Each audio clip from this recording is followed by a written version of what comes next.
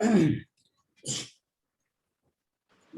नमः सिद्धेभ्यः जय श्री ओम नमः सिद्धेभ्यः जय श्री ओम नमः सिद्धेभ्यः।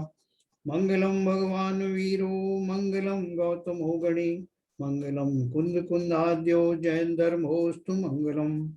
सर्वमंगल मांगल्यम सर्वकल्याणकारकम प्रधानम सर्वधर्माणां जयनं जयतु शासनम जैनम जयतु शासनम जैनम जयतु शासनम।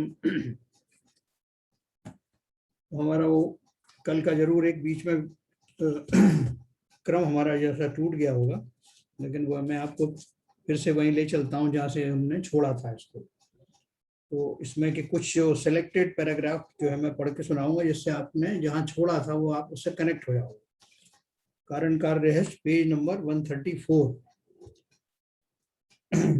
Second paragraph. क्रमबद्ध पर्याय केवल काल का ही कथन नहीं करता, परंतु द्रव्य, क्षेत्र, काल, भाव, पुरुषार्थ, निमित्त, होनहार, इन सभी बातों की सुनिश्चितता दर्शाता है। आयु पूर्ण होने पर जो व्यक्ति जिस काल में अर्थात जिस समय में, जिस क्षेत्र में, जिस निमित्त से, जिस प्रकार से मरने वाला होगा, ठीक उसी तरह मरेगा, अन्य स्थान में या अन्य निमित्त से या अन्य प्रकार से नहीं मरेगा। प्रत्येक द्रव्य की प्रत्येक समय में एक एक पर्याय होती है और काल अनादि अनंत है ना। अपने क्या लाइन पढ़ी? प्रत्येक द्रव्य की प्रत्येक समय की जो एक एक पर्याय होती है वो निश्चित होती है, और काल अनादि अनंत है, मतलब उसमें कितने समय होंगे। इसका तात्पर्य यह हुआ कि भूत, वर्तमान, भविष्य काल के जितने अनंत समय हैं, उतनी प्रत्येक द्रव्य की तीनों काल की पर्याय हैं। उसमें से प्रत्येक पर्याय अपने स्वसमय में खचित है, निश्चित है। उस पर्याय को वहां से हटाकर आगे पीछे कर ही नहीं सकते। पर्याय की यह अचलता अज्ञानी के ख्याल में न आने से वह काल की ओर देखता रहता है, उतावलापन करता है ना, जल्दी हो जाए काम। बहुत उतावले होते हैं बहुत सारे लोग, तो जिन्हें ये सिद्धांत पता नहीं है उनके जीवन में बड़ा उतावलापन रहता है, और इसलिए उनको स्थिर होने में, धैर्य लाने में बहुत समय लगता है। वो धैर्यवान जल्दी से बनते नहीं। मिथ्यात्व और कर्तृत्व बुद्धि के अभिमान के कारण उसे काल की निश्चितता का अर्थात पर्याय विशिष्ट समय में ही होगी, इस बात का विश्वास नहीं आता। कोई जीव विशिष्ट पर्याय समय से पहले लाना चाहता है। जैसे भगवान आदिनाथ की दिव्य ध्वनि में मारीची 24वां तीर्थंकर होगा, ऐसा कथन सुनकर वह क्रोधित हो उठा। मैं दूसरा तीर्थंकर बन के दिखाऊंगा, कहकर दुरभिमान से उसने 363 पाखंड मतों की स्थापना की। मिथ्यात्व के कारण लगभग एक कोड़ा कोड़ी सागर वर्षों तक भव भ्रमण करके पश्चात वह 24वां तीर्थंकर हुआ। ये अपन सब जानते हैं, और वही घटनाएं हुई, वैसे ही निमित्त मिले सारे। द्वारिका नगरी का भी अपन ने पढ़ा था, जो दीपायन मुनि आदि थे, मध्य वगैरह थे, सारे वही के वही निमित्त मिले और उसी काल में वो घटना घटित हुई। भविष्य की बात तो जाने दो, भूतकाल में जो बातें बन चुकी हैं, पेज नंबर 135, सेकंड पैराग्राफ। भविष्य की बातें तो जाने दो, भूतकाल में जो बातें बन चुकी हैं उस संबंधी हम कितने संकल्प विकल्प करते रहते हैं, यह तो हमारे सबके अनुभव की बात है। यदि ऐसा करते तो वैसा हो जाता, इस डॉक्टर के बदले उस फलाने डॉक्टर के पास जाते तो शायद उस व्यक्ति के प्राण बच जाते। इस तरह की बिना काम की कल्पनाओं में अपने आयुष्य का अमूल्य समय हम बिना वजह बर्बाद करते रहते हैं। हम बहुत बार सोचते हैं साहब आपने ठीक नहीं किया, वहां दिखाते तो अच्छा होता, ऐसा करते तो अच्छा होता, अगर आपका संबंध वहां से वहां पे होता आपके बच्चे का तो और अच्छा होता, तो आपको कई करोड़ रुपए मिल जाते। कितनी कितनी कल्पनाएं करते हैं। जो बन चुका है उसे कभी भी बदल नहीं सकते, इस बात का हमें प्रत्येक को पूरा विश्वास होता है, फिर भी मन के ये खेल चलते रहते हैं। तो हम अंदर से यही बोलते हैं, और जब कोई गुजर जाता है किसी का सगा संबंधी, तो हम जब जाके उसको जो जो वाक्य बोलते हैं वो भी यही बोलते हैं, अरे भाई साहब जो होना था वो हो गया, काल को कौन टाल सकता है। ये सारे उपदेश हमारे मुंह पे आ जाते हैं उस समय। लेकिन स्वयं हम अपने जीवन में आश्वस्त नहीं होते। Page number 136, third paragraph. ऐसे प्रसंग में जीव रागी द्वेषी होकर कुछ तो उपाय करना चाहता है, परंतु परद्रव्य की क्रिया तो कर नहीं सकता, परंतु राग द्वेष रूप परिणमन करता है, उसे करने योग्य भी मानता है। यह तो कर्म चेतना हुई। ज्ञान राग द्वेष विभाव भावों में अटक कर अपने को अनुरूप ही अनुभवने लगता है ना। एक तो का कर्म चेतना, कर्मफल चेतना और ज्ञान चेतना, तीन चेतनाएं अपन ने पढ़ी थी। तो कर्म चेतना में क्या होता है, कर्मफल चेतना वाला जीव एक इंद्रिय आदि होता है, वो तो खाली पड़ा रहता है, उसको कुछ करने के भाव भी नहीं आते कि मैं इन प्रतिकूल संयोगों से कैसे निकल सकता हूँ, वो उसको ऐसे भाव भी नहीं आते। वो शुद्ध कर्मों का फल भोगता है, उसे कर्मफल चेतना बोलते हैं। और जो दूसरे हम जैसे जो जीव हैं, उनका क्या है कि हम जो भोगते हैं कर्मों के जो फल को, उसमें हमें ऐसा भाव भी आता है कि मैं इससे बचने के उपाय करूं। वे बोल रहे हैं ऐसे प्रसंग में जीव रागी द्वेषी होकर कुछ तो उपाय करना चाहता है, परंतु परद्रव्य की क्रिया तो कर नहीं सकता, परंतु राग द्वेष रूप परिणमन करता है, उसे करने योग्य भी मानता है। यह तो कर्म चेतना हुई।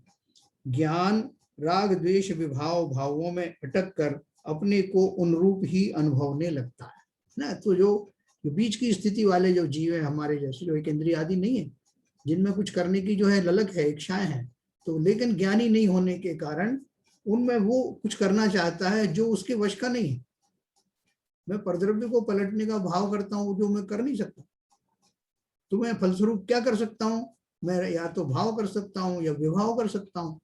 तो ज्ञानी हूं नहीं तो क्या करूंगा, विवाहों में चला जाऊंगा, राग द्वेष में चला जाऊंगा, मुझे ऐसा करना ही चाहिए था, ऐसा होता तो अच्छा हो जाता, अब मैं उसको बोलूंगा, ऐसा षड्यंत्र बनाऊंगा, ये सब भाव करता रहता। और वो फलस्वरूप सिर्फ दुखी ही होता रहता है उन सब अपने भावों के कारण, तो कर तो पाता नहीं घटनाओं में। तो ज्ञान राग द्वेष विभावों में अटक कर, देखो मेरे पास कितना जो अमूल्य ज्ञान है, वो कहाँ अटक रहा है, उससे मैं बहुत कुछ कर सकता था, लेकिन वो अटक कहाँ गया।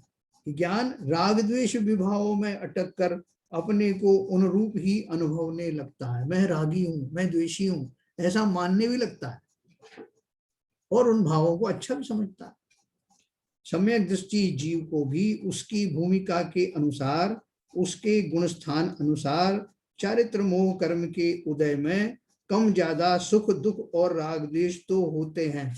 देखो इसमें क्या लिखा, सम्यक दृष्टि जीव की बात रह जाए, उसमें हमें क्या फर्क है, उसको भी कर्मफल भी मिल रहे हैं, उसको कर्मफल कर्म चेतना भी है, उसकी कर्मफल कर्म चेतना कर्मफल चेतना दोनों ही चलती हैं, लेकिन उसमें फर्क क्या है।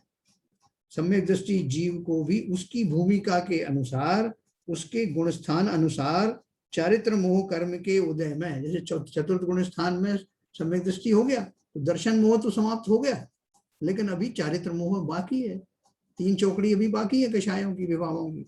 तो उनके उदय में वो क्या करता है, चारित्र मोह कर्म के उदय में कम ज्यादा सुख दुख और राग द्वेष तो होते हैं, हमारे जैसे राग द्वेष नहीं होंगे लेकिन कुछ तो होते ही है, परंतु अब उसे उन संयोगी भावों से भिन्न स्वयं के ज्ञाता दृष्टा अकर्ता स्वभाव की पहचान और अनुभूति होने के कारण यदि उसे कुछ करने का भाव भी उत्पन्न हुआ तो भी उसे कर्तृत्व बुद्धि नहीं होती, अर्थात मैं पर का कर सकता हूँ, इस प्रकार का अज्ञान और मिथ्या बुद्धि उसके नहीं होती, उसकी ज्ञान चेतना है। देखो अपन बार बार कहते हैं ना, जो शाही सम्यक दृष्टि हुए, रामचंद्र आदि हुए, उनको जो है वो उनको भी ऐसे युद्ध आदि लड़ने के भाव हुए, सीता जी का वियोग हुआ तब उनको भी जो है वो इस तरह का शोक हुआ, लेकिन क्या तत्क्षण जो बार बार जो है उनको अपनी स्वभाव दृष्टि होती रहती है, तो उनको ऐसा भाव नहीं आता कि मैं इसमें फेरफार कर ही सकता हूँ और नहीं कर पाया तो मैं बड़ा दुखी हो जाऊंगा, नहीं करते। उन्हें ऐसा भाव आता है भाई अगर ऐसा होना होगा इसका निराकरण तो करना जरूरी है, मैं अभी राजा हूँ, मेरा ये फर्ज है, ये जीवों की उत्पत्ति के लिए रक्षा के लिए जो जो मुझे करने के भाव हों उनको क्रियान्वयन करने की कोशिश करें, और हो जाता तो ठीक है, नहीं होता तो नहीं होता। ऐसा उनके भावों में और हमारे भावों में फर्क होता है। तो देखिए अज्ञान जनित राग द्वेष उसे उत्पन्न नहीं होते, अल्प राग द्वेष होते हैं, परंतु उसको उनका स्वामीपना नहीं होता। ज्ञाता स्वभाव से उनके भिन्न अस्तित्व का भान उसे सदा वर्तता है। तो अगला 137 पेज, सेकंड पैराग्राफ। हमने पहले ही देखा है कि क्रमबद्ध पर्याय मात्र नियति का ही द्योतक नहीं है, परंतु उसमें पांचों ही समवाय सुनिश्चित हैं। हमने देखा ना कि खाली वो घटना में कि वो घटना होगी इतना ही जरूर, इतना ही निश्चित है ऐसा नहीं, उसमें जो जो उसके 5 समवाय हैं वो भी सब निश्चित हैं। सर्व समवायों का स्वीकार करके किसी एक कारण की मुख्यता से कथन होगा तो ही वह योग्य है, परंतु सर्वथा एक ही कारण से कार्य की उत्पत्ति मानना और अन्य समवायों को अनिश्चित और पराधीन मानना गलत है। तो ज्ञानी है वो क्या सोचते हैं, वो स्वयं भी जो बात करते हैं और दूसरों की जो बात होती है उसको भी कैसे समझते हैं, ये कहा जा रहा है किसी एक समवाय की मुख्यता से, बाकी समवाय इसके पीछे गौण रूप में है, लेकिन है सब, ऐसा ज्ञानी जानता है। संयोगों को तो ज्ञानी या अज्ञानी कोई भी पलटा नहीं सकते, क्योंकि संयोग तो परद्रव्य है, उन्हें कौन पलटा या हटा सकता है। परंतु संयोगी भाव मोह राग द्वेष रूप विभाव भाव तो जीव करता है।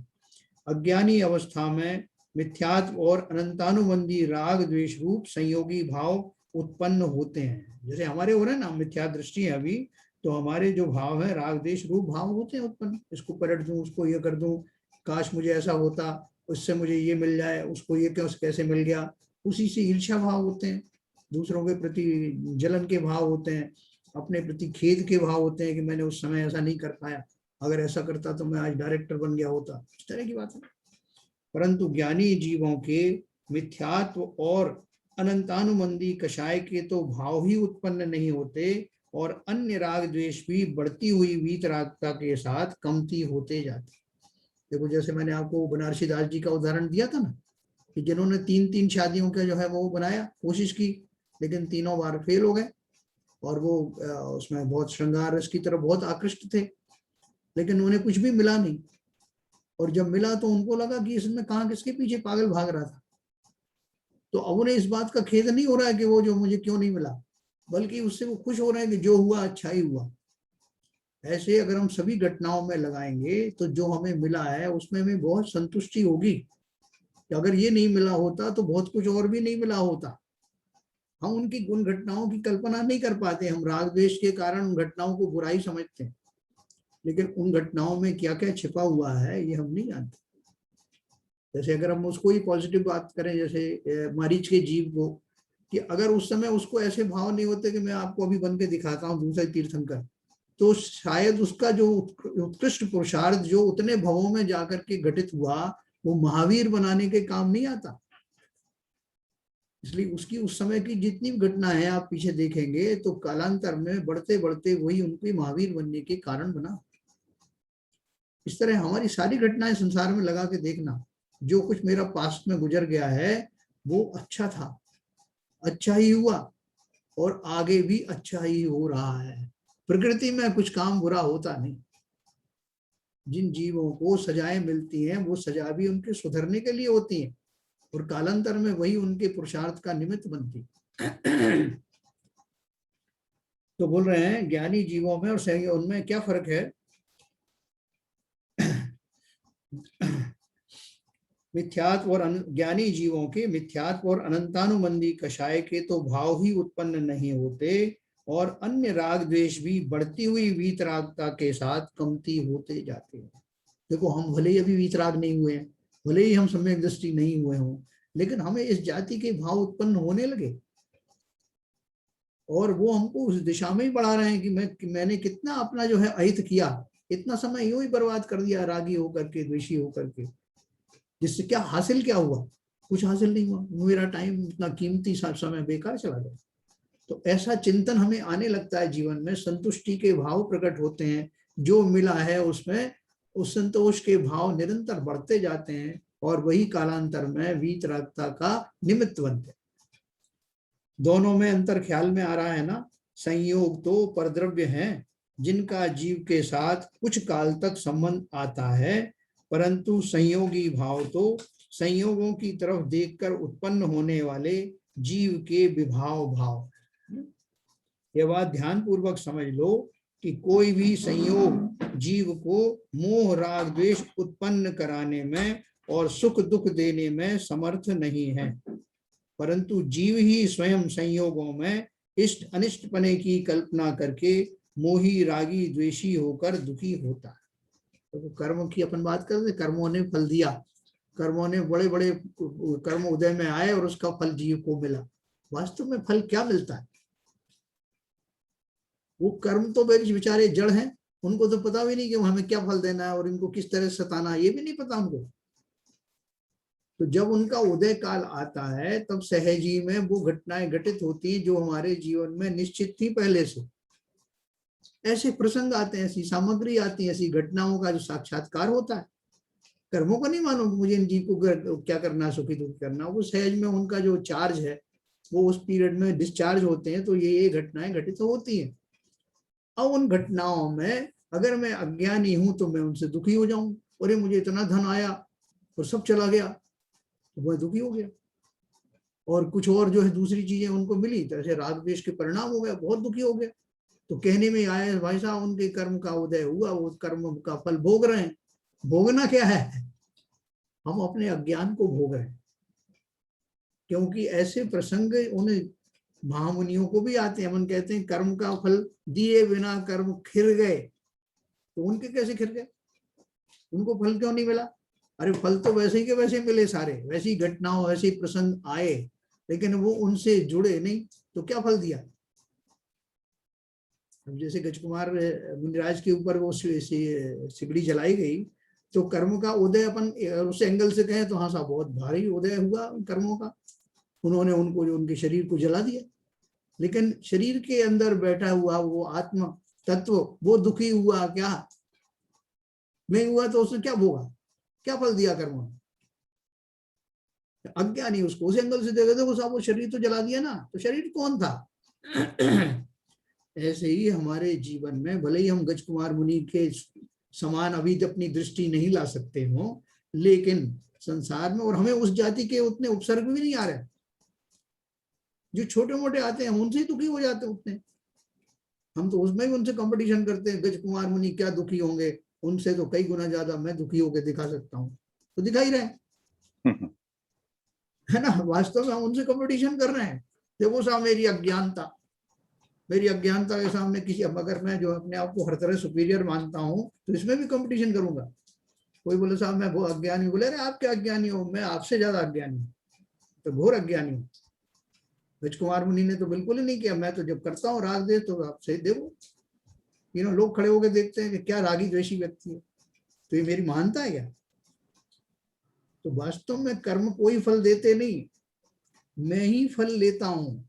जबरदस्ती के राग देशों में उस समय मैं अपने भाव कर लेता हूं और वही वास्तव में कर्म का फल प्रकट रूप में दिखाई देता है। तभी तो ज्ञानी को कुछ नहीं हो रहा, सब कुछ उनके सामने घटित हो रहा है। यशोधर मुनि के गले में सर्प लटका दिया, रख दिया गया मरा हुआ, और कितनी चींटियों ने उनको खाया। उन्होंने क्या चिंतन किया? उन्होंने गाली दी होगी कि वो राजा शनिक को बुलाओ, उसने मेरे साथ क्या क्या किया। इतनी समता में उन्होंने रात काटी और सोचा कि मेरे कोई कर्म का उदय था, जो शरीर पे जो लिए जो कुछ हो रहा था वो। ऐसे जो है जो महान व्यक्ति हैं वही तो केवल ज्ञान के अधिकारी होते हैं। तो हमें अवश्य हम सबको उसी रास्ते पर बढ़ना है।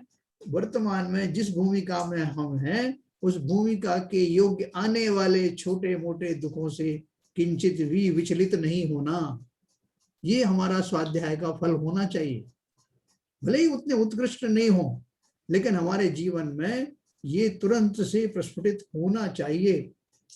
तो मैं तो उन महावीर आदि का उनके वंशज हूं, और जिन्होंने इतना कमाल दिखाया, कुछ थोड़ा बहुत कमाल तो मैं भी दिखा सकता हूं। तो क्या बोल रहे हैं, यह बात ध्यान पूर्वक समझ लो कि कोई भी संयोग जीव को मोह राग द्वेष उत्पन्न करने में और सुख दुख देने में समर्थ नहीं है, परंतु जीव ही स्वयं संयोगों में इष्ट अनिष्ट पने की कल्पना करके मोही रागी द्वेषी होकर दुखी होता रहता है। कहते हैं गोधन गजधन बाजधन सभी रतन धन खान, जब आवे संतोष जन संतोष धन सब धन धूर समान, है ना। जैसे मुझे ये संतुष्टि आ जाती है कि जो कुछ मिल रहा है वो अच्छा है, जो मिला वो भी अच्छा है, जो मिलेगा वो भी अच्छा है, जो जो ऐसा पूर्व में किए थे वैसे निमित्त मिलते रहते हैं, घटते रहते हैं, उनमें क्या धरा है, उनसे क्यों दुखी सुखी होना, बीती ताई विसार दे, उसमें अपना मन क्यों लगाना, अपना ज्ञान खर्च क्यों करना, आगे बढ़ो। ऐसा भाव आते ही जीवन में बहुत बड़ा आंदोलन शुरू हो जाता है। जिसने स्वयं के स्वाधीन सहज सुखमय स्वरूप का अनुभव किया है, उसके संयोगों से सुख दुख होता है, इस तरह की मिथ्या मान्यता है। इस तरह की मिथ्या मान्यता उसको नहीं होती। संयोगों की तरफ देखते रहने का भी अब उसे रस नहीं रहता, है ना। तो भरत चक्रवर्ती को जब वैराग्य हुआ तो उनको वो संयोगों से पहले भी बहुत ज्यादा जुड़े हुए नहीं थे कि देखो मुझे चक्र रत्न मिल गया, 96,000 रानियां है, इतना बड़ा महल है, इतना ही सब है। उनकी जो रिद्धियां हैं आप सुनोगे पढ़ोगे तो आप देखोगे कितनी गजब की रिद्धियां होती है। एक एक रिद्धि जब सेना चलती है तो इतनी आगे जो खाई खोद देगा, रोड इतना चौड़ा कर देंगे, आसपास की सब बाधाएं हटा दे, ऐसी रिद्धियां होती है उनके पास। तो वो सब रिद्धियां और सारी से वो जो वैभव है उसका तो उनको पहले भी बहुत ज्यादा भाव नहीं आता। ज्यादातर चक्रवर्ती जो सम्यक दृष्टि होते हैं तो उनको इस तरह के संयोगों में बहुत रस नहीं होता, और होता भी है तो जब वो वैरागी के परिणाम जब उनके आते हैं, पक्के तौर पे आते हैं, तब तो बिल्कुल ही वो संयोगों से विमुख हो जाते हैं। क्या धरा था इनमें, है ना। थोड़े समय के लिए वो सब वस्तुएं आके एक जगह इकट्ठी हो गई, वही सब सामग्री है। 96,000 रानियों के जो जीव हैं वो भी तो कहीं चले जाएंगे ना बाद में, वो चक्र रत्न कहीं चला जाएगा, वो वैभव कहीं और चला जाएगा, किसी और के काम आएंगे। ये सब संयोग ही तो है ना, वो आपके साथ तो कहीं जाने वाले नहीं।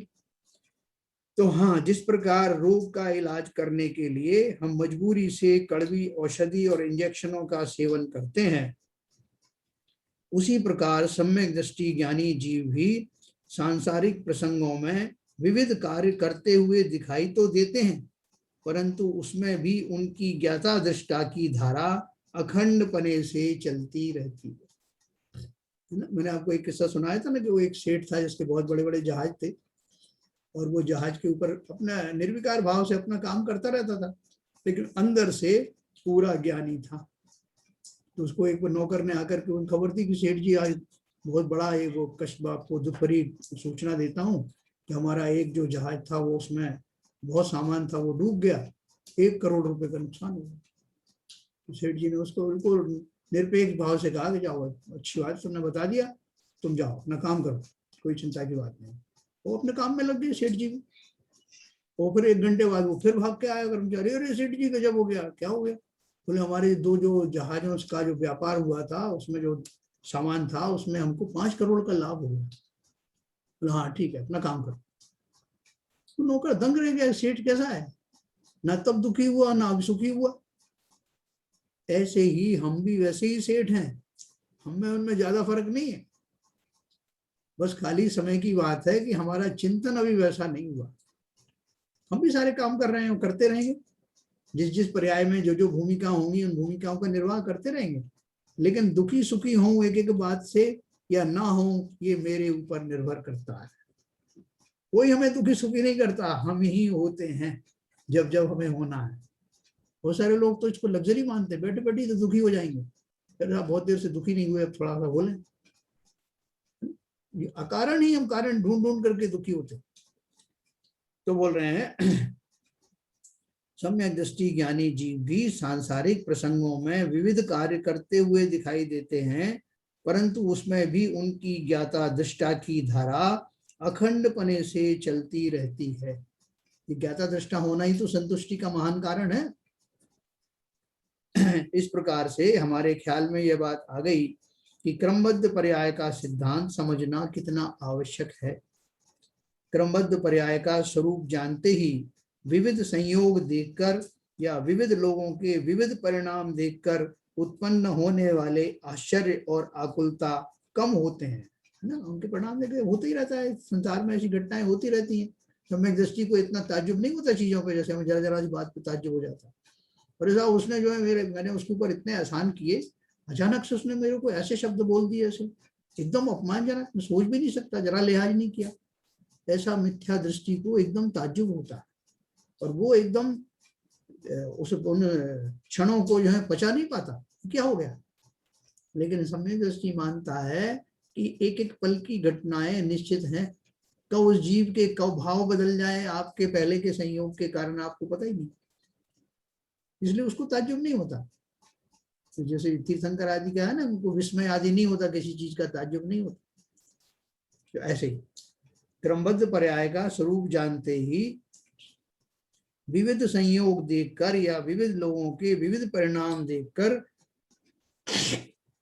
उत्पन्न होने वाले आश्चर्य और आकुलताएं कम होते हैं। स्वयं के तथा अन्य व्यक्ति के परिणाम बदलने के प्रयत्न और इच्छा कम होकर दृष्टि अपने त्रिकाली ज्ञायक स्वभाव पर जाती है। ये जिनके अपन बोलते हैं आपको कुछ काम दाम नहीं है, कि आप यही सोचते रहते हो किसको क्या करना है, किसको कहाँ उठा के रखना है, किसको क्या करना है, काम दाम नहीं। बोले यही तो काम है हमारा। बोले ये काम है, तो वो जो त्रिकाली स्वभाव आपको जो प्रदान किया गया है, वो उसका क्या उपयोग कर किया हमने, तो फालतू चला गया। हम जैन कुल में जन्म लिया, जिसमें इतना महान सिद्धांत हमको पढ़ने समझने को मिला, अगर हमने उसकी वास्तव में उसका जो है बहुमान नहीं किया, तो हमें ऐसी पर्याय मिलेगी जहां जैन धर्म तो क्या, दूर दूर तक मनुष्य पर्याय का भी संयोग नहीं मिलेगा। इसलिए जो मिला है उसका भरपूर आदर करना। स्वयं के तथा अन्य व्यक्ति के परिणाम बदलने के प्रयत्न और इच्छा कम होकर दृष्टि अपने त्रिकाली ज्ञायक स्वभाव पर जाती है। क्रमबद्ध पर्याय जानने से पर्याय बुद्धि नष्ट होकर द्रव्य दृष्टि होती है ना। द्रव्य दृष्टि क्या है, मैं जीव हूं ना, जीव द्रव्य हूं। पर्याय में मैं भले ही मनुष्य एक इंद्रिय जो चार इंद्रिय हो, ये सब पर्याय में बदलती रहती है, लेकिन जहां से आ रही पर्याय वो द्रव्य, वो जीव द्रव्य में हूं। सर्वज्ञ स्वभाव का तथा क्रमबद्ध पर्याय का निर्णय होते ही स्वानुभूति प्रकट होती है। अभी अपन पढ़ने जा रहे हैं सम्यक दर्शन का क्या स्वरूप है। तो सम्यक दर्शन में स्वानुभूति होती ना, स्वयं की अनुभूति होती है, उसे स्वानुभूति कहते हैं। और वो कब होती है, जब मैं ये जान लेता हूं कि संसार में कोई व्यक्ति कोई घटना राग द्वेष करने के का कारण नहीं है, उनके ऊपर क्या ध्यान देना, कोई भी संसार की उन पर टाइम क्यों वेस्ट करना, वो तो जैसे होना उनका अपनी श्रृंखलाएं चल रही। ऐसा भाव आते ही फिर मैं क्या करूं, करना तो है ना कुछ ना कुछ। तो जीव को फिर उपयोग कहाँ लगेगा, स्व में लगेगा। सब चीजों में जो फंसा हुआ था उपयोग वहां से हटाकर जब स्व में लगेगा तो जीव को स्वानुभूति प्रकट होगी। जीव अकर्ता हो जाता है, कर्तृत्व बुद्धि नष्ट हो जाती है। कर्तृत्व बुद्धि हमारी क्या है, हेर फेर करना, मैं इसको पलट दूंगा, उसको हटा दूंगा, इसको ये फिट कर दूंगा, उसको ये सुखी कर दूंगा, ये कर्तृत्व बुद्धि, पर मैं कुछ करने की अभिलाषा।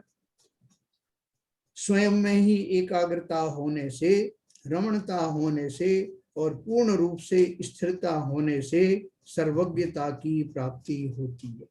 देखो सर्वज्ञ कैसे बनते हैं, अभी अपन ने पढ़ा कि प्रारंभिक भूमिकाओं में स्वानुभूति होते ही तो सम्यक दृष्टि बन गया।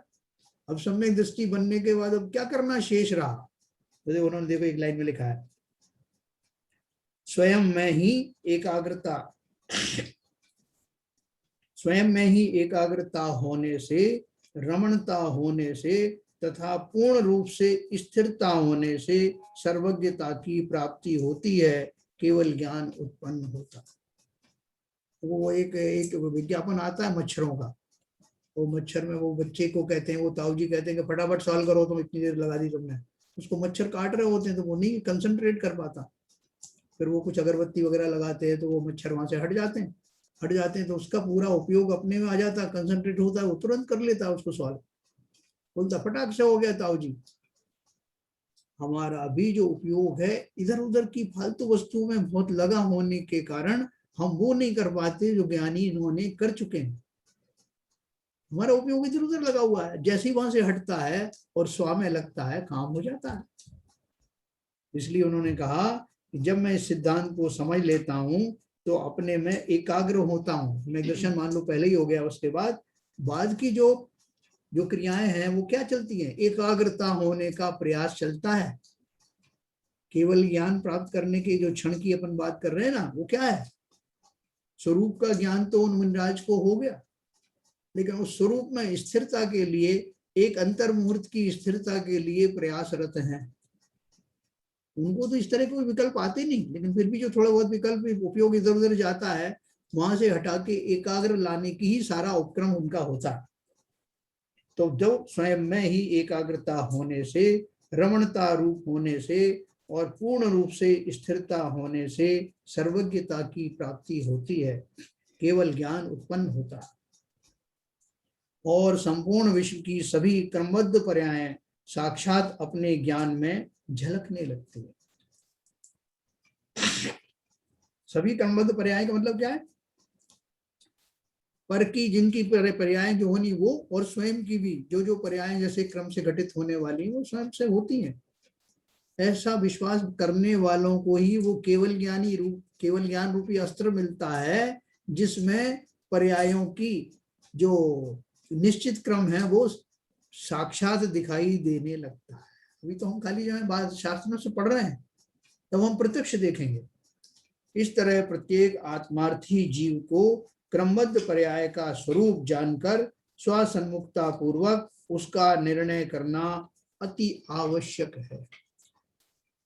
किसी का कोई प्रश्न हो इस बारे में तो पूछ सकते हैं। जैन साहब जी, ये प्रश्न पहले बहुत पहले पूछना चाहिए था, अभी ध्यान में था तो मैं अभी पूछ रहा हूँ। हाँ बोलिए। ये मारीच के जीव ने जी, ये 363 जो मत चलाए। स्थापित किए थे, हाँ, उसमें दो प्रश्न है कि उसको 363 मतों की शुरू करने की जरूरत क्यों पड़ी, और कोई ऐसा लेखन है क्या कि वो किस क्रम में किए गए?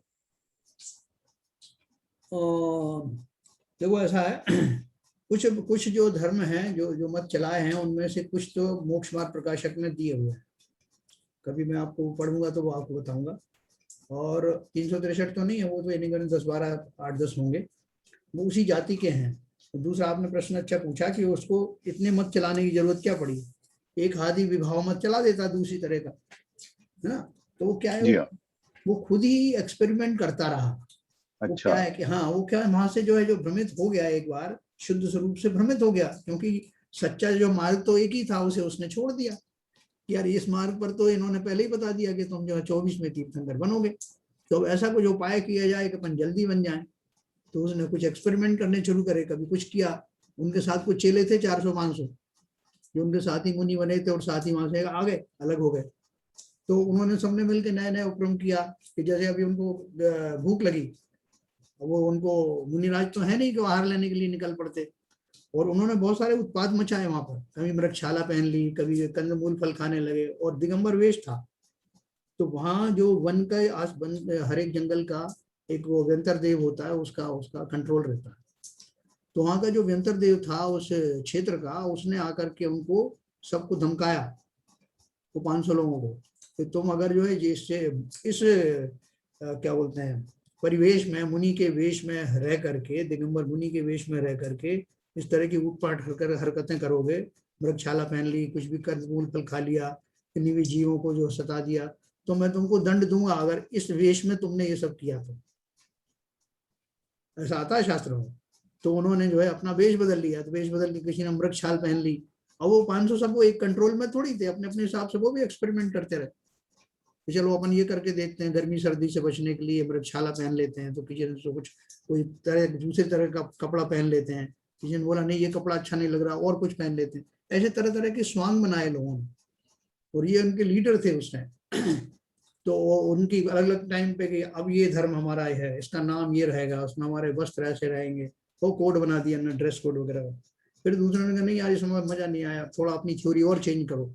ऐसे करते करते वो पूरा डेविएशन, जैन धर्म से डेविएशन करते करते, और वस्त्र उनको पहन नहीं था, क्योंकि उसने भी वो व्यंतर देव ने भी उनको चैलेंज कर दिया था। तो इस तरह से वो 363 मत जो है चलाए गए, जो कि जैन धर्म से सर्वथा विरुद्ध थे, और जितनी तरह के विकल्प उनको हो सकते थे उस तरह किए। ठीक है सर। ठीक। तो सबको ये समझ में आ रहा है ना क्रमबद्ध भाई पर्याय? साहब एक बार आपने बताया था जी कि मारिच ने आप जो भी हम जो धर्मों से और जो विभिन्न धर्म चलते हैं हाँ वो हमारी जो है जैन धर्म की जो मेन जो धारा है हाँ वो उसको पाल नहीं पाते, हाँ उसको हाँ कर नहीं पाते, जी तो उससे विचलित हो जाते हैं। और हाँ जितने जितने विचलित होते जाते हैं उतने उतने ही नए नए धर्म के नाम रूप से रूप बना करके अलग अलग मठ बना लेते हैं, हाँ, अलग वही अलग वही संस्था बना लेते हैं। तो वही। ये सबसे बड़ी ये है, इसलिए अनेक धर्म बन गए। और माइस का ने उनको, माइस ने जो जीव ने उनको अप्रूव करता रहा वो, हाँ भाई ये भी सही है, ये भी सही है, ये भी सही है। वही तो मैंने बताया, वो एक्सपेरिमेंट करते रहे, वो अपने धर्म बनते हाँ, रहे। तो वो जो है एक्चुअली ये धर्म जो है, जैन धर्म जो है, जैन दर्शन जो है बहुत ही स्पष्ट और बहुत ही कठोर कहिए या ये कहिए सांसद के हिसाब से बहुत जितना आसान नहीं है, आसान नहीं हो कैसे। अनुशासन जितना जीव में लाएगा उतने उसका धर्म का स्वरूप कठोर माना जाएगा, और वो हर एक कोई पालन नहीं कर पाता। आप देखो ये मुस्लिम धर्म है आपका, वो उसके जो है फॉलोअर्स बहुत ज्यादा दुनिया में है। क्यों हाँ है? वो सिंपल बात है कि जो जो उच्छृंखल, जो स्वच्छंद रहने की जो वृत्तियां हैं मनुष्यों की या जानवरों की, अगर वो धर्म भी कहलाने लगे तो इससे बढ़ के क्या बात होगी। बहुत सही है, बहुत सही, बिल्कुल सही। न केवल आप स्वच्छंद काम करने के लिए स्वतंत्र हैं, बल्कि उनको धर्म की कैटेगरी दी जाएगी, टाइटल दिया जाएगा। तो सारे लोग धर्म, ऐसा कौन आदमी होगा जो धर्म ना माने।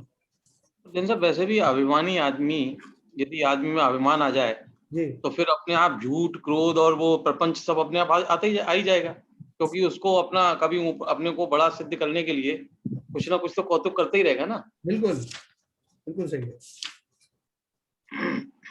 तो इसमें जो क्रमबद्ध पर्याय वाले चैप्टर में हाँ काफी डिटेल में पूरा विश्लेषण किया, पर बेसिकली जो क्रमबद्ध पर्याय का जो पहले पेज पर जो एक्सप्लेन किया है वही है कि भाई जो हमारी पर्याय हैं एक समय में रहती हैं और दूसरे समय बदलती रहती हैं। जी और वो जो द्रव्य, क्षेत्र, काल, इन सब के समवाय के अनुसार रहती है, जिसमें कोई फेरबदल नहीं कर सकता।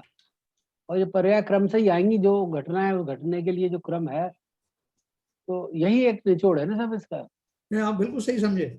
सिद्धांत तो उतना ही है जो एक लाइन में कहा जा सकता है, लेकिन वो निचोड़ हमारे, तो यही है, निचोड़ तो यही है। लेकिन ललित जी अपने को इतनी आसानी से समझ में अगर आ जाता तो हमारा जीवन बदल जाता। तो विश्वास नहीं होता, क्योंकि अगर अपन समझ भी लिया, जब बहुत अच्छी बात रही कि हम लोगों को ये समझ में तो आ गया कि सिद्धांत है और हमको लगता भी है कि मोर और लेस ये सही है, लेकिन उस पर विश्वास आने का अर्थ क्या है कि अगर जीवन में हमारे जो है दुख तकलीफें, राग द्वेष अगर कम होने लगे, संतुष्टि के भाव प्रकट होने लगे, जो हुआ है उसमें दुखी सुखी ना हो, जो नहीं हुआ है उसको पाने की तीव्र लालसाएं ना करें, तब हम मानेंगे कि ये सिद्धांत हमने समझ लिया। हाँ, एक्चुअली प्रॉब्लम तो ये ना, सिद्धांतों में समझ में तो आ रहा है लेकिन व्यवहार में नहीं आ रहा। व्यवहार में देखो इसकी एब्जॉर्ब नहीं हो रहा। देखो इतनी संतुष्टि के भाव। हाँ कुछ बोल रहे हैं। हाँ अंकल जी, ये जो आपने बताया था ना 3 चेतना होती हैं, कर्म फल चेतना, कर्म चेतना और ज्ञान चेतना, जी तो ये क्या, जैसे ये ज्ञान चेतना मिथ्या दृष्टियों की भी हो सकती है क्या? नहीं, ज्ञान चेतना होती तो है, मतलब कई बार हम लोगों के भी जो है ज्ञान के भाव आते हैं मिथ्या दृष्टियों हाँ में, है ना। ज्ञान तो है ही, ज्ञान कहीं गया तो है नहीं, लेकिन हाँ। ज्ञान उपयोग, जो हमारा उपयोग ज्ञान में लगने लगे तब उसको ज्ञान चेतना कहा जाता है। वैसे तो ज्ञान सम्यक दृष्टि होने के बाद ही ज्ञान चेतना शुरू होती है। अच्छा, पर हमारा आभासी जैसी होती होगी, मतलब हाँ कभी। बिल्कुल, अभी हो ही ना रहा है। अपन जो इतनी बात कर रहे हैं, देखो अभी ललित जी ने जब ये बात कही तो उनके चेहरे पे कितनी संतुष्टि के भाव हैं। ये सिद्धांत तो हम समझ गए कि ये है। जब तक व्यक्ति को वास्तव में अंदर से समझ में नहीं आता, उसके चेहरे पे बेचैनी रहती है। इसको जान करके हमें इतना आश्वस्त तो हम हो गए कि सिद्धांत तो सही है अपनी जगह पे, मैं ही अभी उसको घटित नहीं कर पा रहा। जहाँ ये स्टेज आ जाती है वहीं से जीव का उद्धार शुरू होता है। हाँ, मतलब चारित्र में नहीं भी आया, अगर ज्ञान में आ गई तो फिर हमारी कुछ रूप में ज्ञान चेतना ही है वो, है ना? बिल्कुल बिल्कुल, एक हिसाब से कह सकते हैं, लेकिन शास्त्रों में जो है वो सम्यक दृष्टि होने के बाद से वो शुरू होती है, जो हमारा ज्ञान अच्छा। सम्यक हो जाता है तो। लेकिन ऐसे जैसे कि मैंने आपको बोला कि सम्यक होने से पहले हम सम्यक सन्मुख मिथ्या दृष्टि हैं, एक कैटेगरी जो बताई मोक्ष मार्ग प्रकाशक में, तो वो कैटेगरी भी कम नहीं है। वहां तक भी अगर हम आ गए हैं तो समझ लो कि अब आगे की जो है हमारी दुनिया बिल्कुल सरल हो जाएगी, एक ना एक दिन प्राप्त हो गई होगा। बिल्कुल होगी। अभी जो कोई व्यक्ति प्यासा है और प्यासा होने के बाद में वो दौड़ रहा था मृग बन करके, रेगिस्तान में घूम रहा था जल की उसमें छल में भ्रम में, और वो व्यक्ति जो वास्तव में उसको समझ में आ जाए कि यहाँ जल नहीं है और जल के किनारे तक पहुंच जाए वास्तव में, तो उसकी प्यास भी बुझने वाली है। तो ऐसे ही हम लोगों का जो है, जो इधर उधर से भ्रमण जो हो रहा था, देखो ये जो सिद्धांत अपन पढ़ रहे हैं ये सबको अवेलेबल होना भी आसान नहीं है।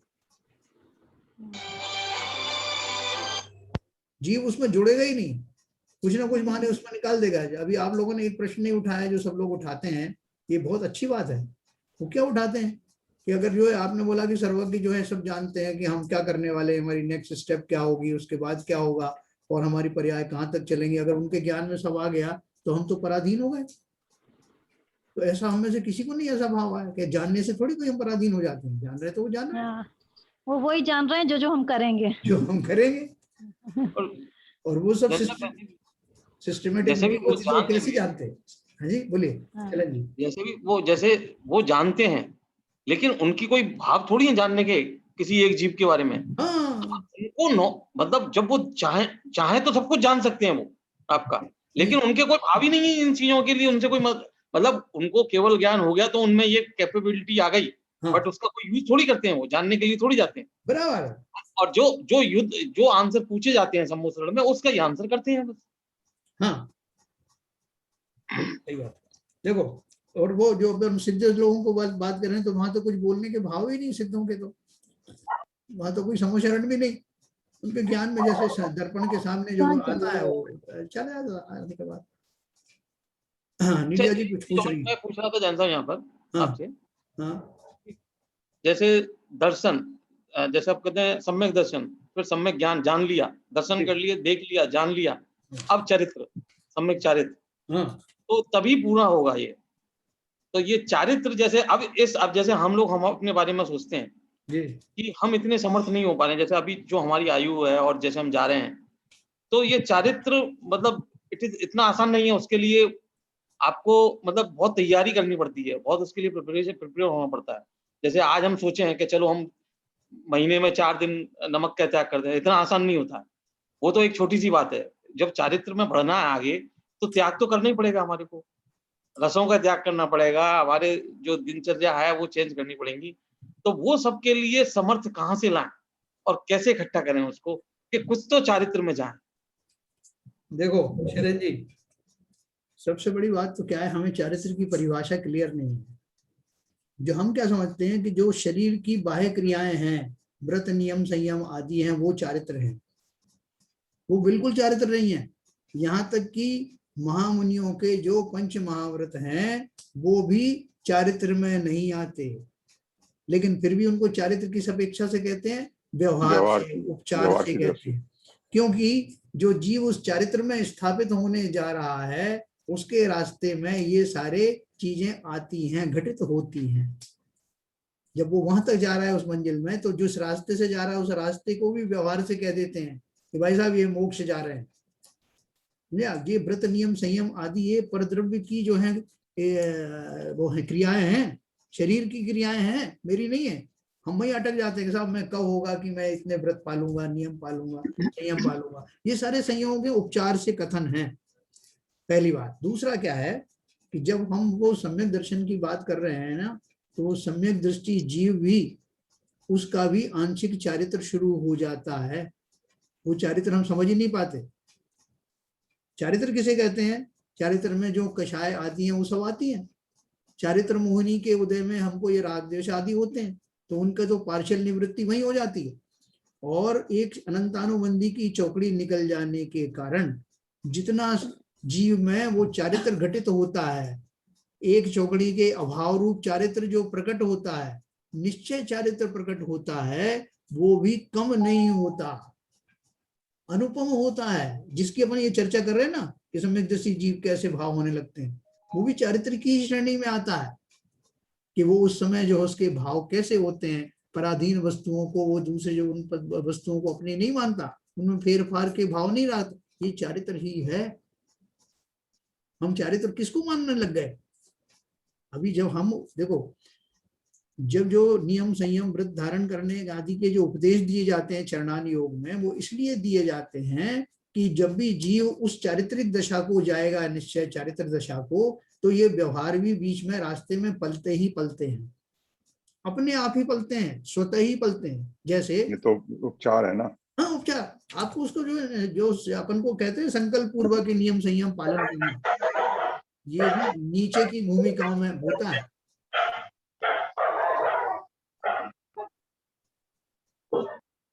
नीरजा जी कुछ बोल रही हैं आप? हाँ जी, द्रव्य दृष्टि आपने किसको बताया, एक बार जरा फिर से बता दीजिए। जी देखिए, द्रव्य दृष्टि का अर्थ ये है, मैं दिव्य दृष्टि नहीं कहा ना, दिव्य नहीं कह के द्रव्य दृष्टि है। द्रव्य दृष्टि, दो चीजें होती है, पर्याय और द्रव्य। जी जो पर्याय हैं वो द्रव्य में से ही निकलती हैं। जी द्रव्य कितने हैं? 6 द्रव्य होते हैं। जी 6 द्रव्य में से मैं जीव द्रव्य हूँ, जी और जो पर्याय मेरी औरती हैं, जो मैं मनुष्य हूँ, मैं देव हूँ, मैं नारकी हूँ, ये सब जो है कि पर्याय है। जी ये 84 लाख जो योनियां हैं उनमें जाने वाली, वो सब मेरी पर्याय हैं। जी तो हम उन पर्यायों को जो कि शरीर जनित हैं उनमें ना जा करके अपने स्वरूप का चिंतन करूं कि मैं जीव द्रव्य हूं। जी तो जब मैं जीव द्रव्य होने का अपने को एहसास करूंगा, तो मुझे अपने गुणों का स्मरण होगा, मैं क्या कर सकता हूं और क्या नहीं कर सकता, परद्रव्यों की तो मैं कुछ हेर फेर कर सकता हूं, क्या नहीं कर सकता, तो मुझे नहीं। अपने सारे उपयोग को कहाँ लगाना है, मेरा स्वरूप क्या है, ऐसा जो चिंतन है वो सब द्रव्य दृष्टि में आता। ठीक ठीक है जी। तो देखो, मैं आपको चारित्र के बारे में बता रहा था जो शरण जी, जब हाँ जी। निश्चय चारित्र का अर्थ जो अपन ने अभी पढ़ा ना, कि वो एकाग्रता की ओर जीव बढ़ने लगता है। सम्यक दृष्टि हो गए, मुनिराज हो गए, उन्होंने व्रत नियम संयम सारे धारण कर लिए। प्रारंभिक भूमिकाओं में वो प्रवृत्ति पूर्वक धारण किए जाते हैं कि 28 मूल गुणों का पालन कर रहा हूँ, ये सब कर रहा हूँ, किस लिए कर रहा हूँ, ये तो सब नीचे की भूमिकाएं हैं। जब श्रेणी आरोहण होता है, गुणस्थान आरोहण होते हैं, तब उस समय जाकर के जीव बार में गुणस्थान के अंत में जाकर ज्ञानी होता है, असली ज्ञानी जिसे कहते हैं। जब मैं भगवान बन जाता हूं तभी तो हूं मैं ज्ञानी, केवल ज्ञान। और केवल ज्ञान होने के लिए जो अंतिम स्थिति होती है वही निश्चय चारित्र है। जब सर्व विकल्पों से हट करके जीव अपने स्वरूप में स्थापित हो जाता है, स्थिर हो जाता है, वो अवस्था ही निश्चय चारित्र है। उसके पहले का सब व्यवहार है, व्यवहार में भी व्यवहार, व्यवहार में भी व्यवहार, व्यवहार की सारी स्टेजेस। निश्चित रूप से, क्योंकि वो बात तो हम जब आपसे साथ में धर्म वो जो पढ़ रहे थे, आपका जो मोक्ष प्रकाशन लाइक जैन धर्म जानिएगा, तब भी हमको बात समझ में आ गई कि कोई पूजा है, व्यवहार, ये सब व्यवहार की दृष्टि से है। मतलब आप ये कोई आपको ज्ञान मतलब सम्यक दर्शन पाने की यदि भावना से करते हो तो ये सारी चीजें आपके लिए वेस्ट है भाई। आपको वो कोई, लेकिन जो आपकी नेचुरल प्रवृत्ति में आना है तो उसके लिए भी शरीर में आप जो आपको जो नेचुरल प्रवृत्ति में जाना है, एकाग्रता में जाना है, तो उसके लिए भी कुछ नियम वगैरह तो बांधने ही पड़ेंगे। ऐसा तो नहीं है कि हम मतलब 3 टाइम खाते रहेंगे और वो हम एकाग्रता भी ले आएंगे अपने उसमें भावों में। आपने बात बिल्कुल सही कही। देखो, एक निमित्त नैमित्तिक संबंध होते हैं कि जैसे अभी अपने को जीव को ये लगने लगे कि ये मेरा शरीर, ये मैं शरीर नहीं हूँ, इन पर्यायों में मेरा कुछ ऐसा चिंतन अगर चलने लगता है तो आपका अपने आप भोजन आदि से आपका मन हटने लगेगा। इन विषयों में जिसमें बहुत अपन जो गृद्धता से जिनका सेवन करते थे, उनमें आसक्ति बुद्धि घटती जाती है। जैसे ही आपको लगे कि शरीर में नहीं हूँ और ये शरीरों में इतनी जो है गंदगियां भरी हुई हैं जिनमें मैं इतना आकृष्ट होता हूँ, ऐसा जो आपका चिंतन चलेगा ना, आपको इन सब विषयों से निश्चित ही निवृत्ति के भाव होने लगेंगे। और आप देखोगे कि निवृत्ति के भाव जो हैं वैसे ही आ रहे हैं जैसा शास्त्रों में लिखा है। तो जो आप जो है प्रतिमाएं धारण करते हो, उसमें आपको गाइडेंस का काम वो जरूर करते हैं शास्त्र जो लिखे हैं चरणान योग के, लेकिन जीव के स्वयं के वैसे भाव होने लगते हैं, व्रत आदि धारण करने के भाव हो जाते हैं। तो वैराग्य में 3-3 बार कौन भोजन करेगा साहब? तो भोजन करता हूं तो मेरा मन नहीं लगता उपयोग में, स्वाध्याय आदि में, तो 3 से हटा करके 2 बार कर दिया, 2 से भी लगता है कि यार 1 ही बार करो, शरीर को कितनी जरूरत है। ऐसे भाव आने लगते हैं। और जब हम अब जो चरणान योग के जो शास्त्र वो भी पढ़ रहे हैं ना, अपन छोड़ थोड़ी दिए, तो चरणानियों के ग्रंथों में सब लिखा है कि जो मुनि के स्वरूप बनने के लिए कैसे कैसे अपनी वृत्तियों पर अपना अधिकार किया जाता है, तो ये सब चीजें छूटने लगती हैं। तो उसको अगर पहले से आपने बिना वैराग्य आए उनको धारण कर लिया, फर्क कितना है कि आपका वैराग्य भाव नहीं हुए, भेद विज्ञान आपको हुआ नहीं, शरीरों से आसक्ति वैसी बनी हुई है, और आपने जो है वो मुनि के व्रत धारण कर लिए, तो क्या होगा?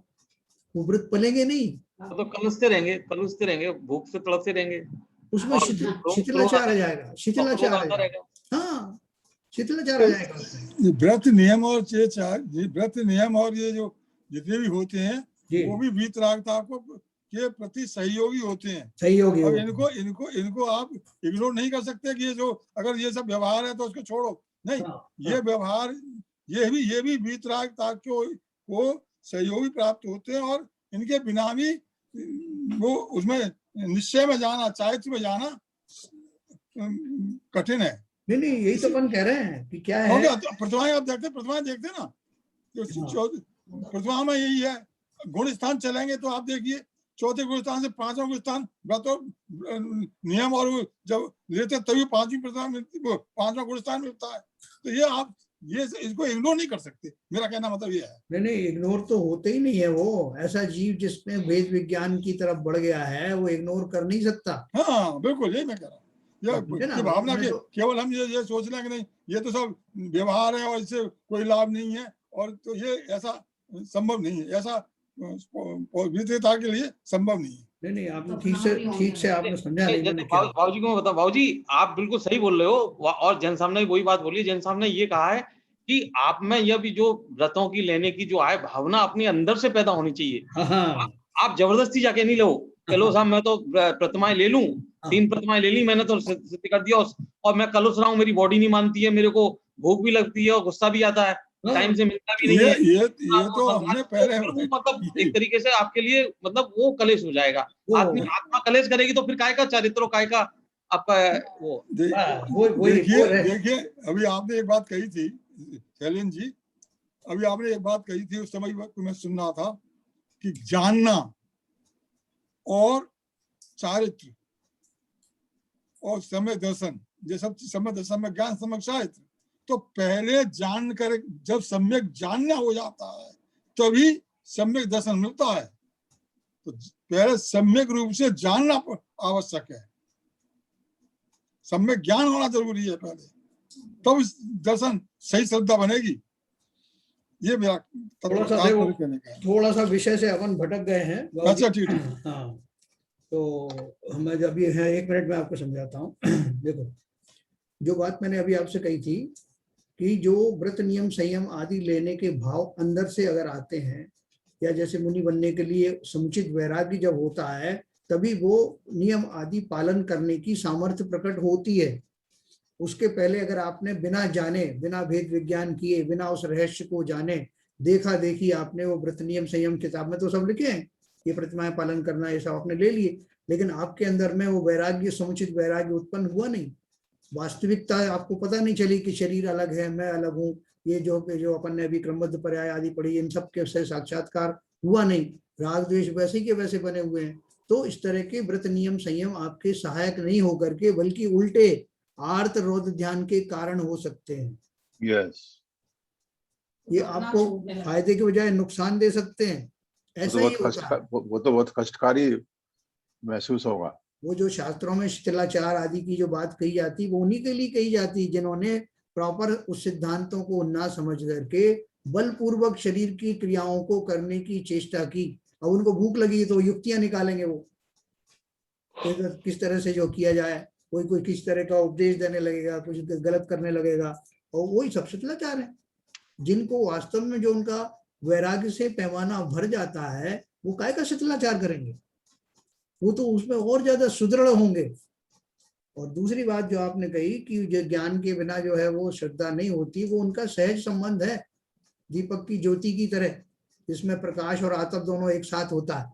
बिल्कुल सही है, जब यही समझना चाहिए, यह समझना आवश्यक है। ज्ञान का जब, ये तो अपन पहले कर चुके हैं जब सम्यक दर्शन की बात आई थी, और आगे भी पढ़ेंगे कि जो ज्ञान है वो तो मेरा हर दशा में चल रहा है, अभी भी चल रहा है। बिल्कुल सही है। लेकिन ज्ञान जब उस वास्तविकता के लिए तरफ लगता है, जिसमें वस्तु का स्वरूप समझ में आता सम्यक है, होता है, तब उसको मैं सम्यक कहता हूँ। बिल्कुल सही। उस श्रद्धान को सम्यक होते ही, श्रद्धा सम्यक होते ही, उस समय रहने वाला ज्ञान, जिसने ये निर्णय लिया था कि यही सच्ची श्रद्धा है, उस हाँ। ज्ञान को सम्यक ज्ञान कहते सम्यक ज्ञान मिल जाता, सही बात। बस इतनी बात है। ठीक है ना। तो देखो क्रमबद्ध पर्याय का थोड़ा सा वो टॉपिक और चलेगा 1-2 दिन, तो जब तक पूरी नक्की हो जाएगी, जब तक ये हमारे ललित कुमार जी कहने लगेंगे कि आप बस करो, तब तक अपन चलाएंगे इसको। चलिए ललित जी। जिनवाणी स्तुति का।